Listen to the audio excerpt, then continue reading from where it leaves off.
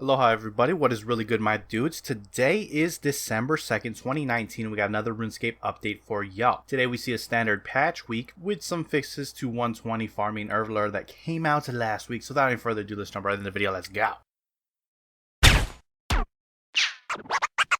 Cats is the illest. What you talking about, Willis?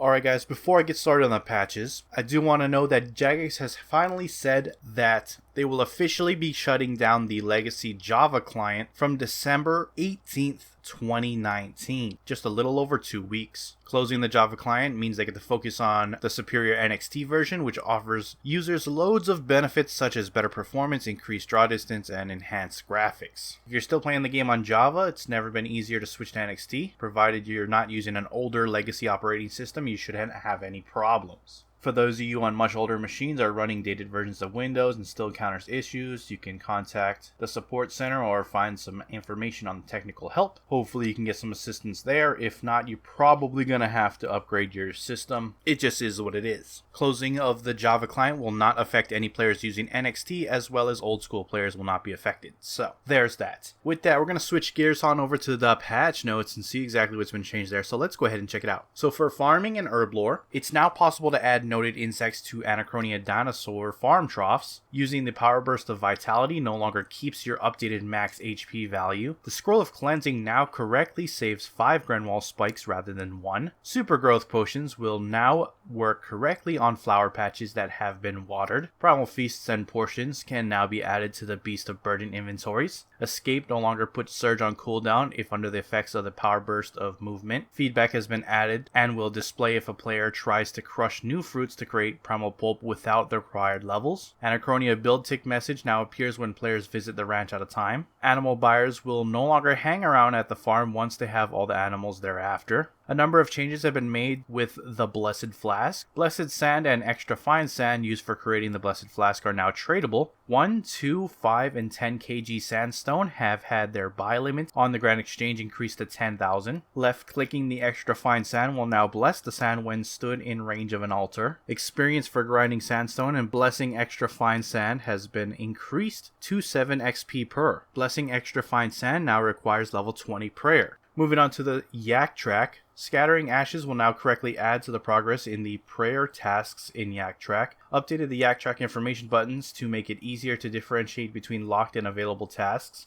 The Dungeoneering Yak Track tasks will now correctly add progress when doing occult floors at high Dungeoneering levels. A stray select option was removed from the task skip confirmation screen in Yak Track. A full stop was added to the 4th slide of the Yak Track tutorial to help break up the sentence. The Witch Doll and Abyssal Prowler pets have had their word pet added on the Yak Track to help clarify what they are. Players who have finished a task but it has not registered as completed will now be able to continue progressing with Yak Track after relogging. Change Draenor Village to Draenor Market in the Yak Track. Count Yakula's position has now been moved to make him more centralized. Ores that are ported to the Metal Bank will now correctly add progress to Yak Track mining tasks. And particle effects now correctly apply to the Flaming Skull cosmetic from Yak Track. Moving to some combat changes, drinking an Elder Overload potion and using the Berserk or Maniacal Aura will now correctly boost combat stats to 130. The Shades of Morton now respond when hit with ranged weapons. Fixed an issue where aggression/corruption scrimshaws could be rapidly activated or deactivated on the action bar to force the aggro of multiple NPCs. NPCs that have the default option as attack now display the NPC name in the mouse over tooltip.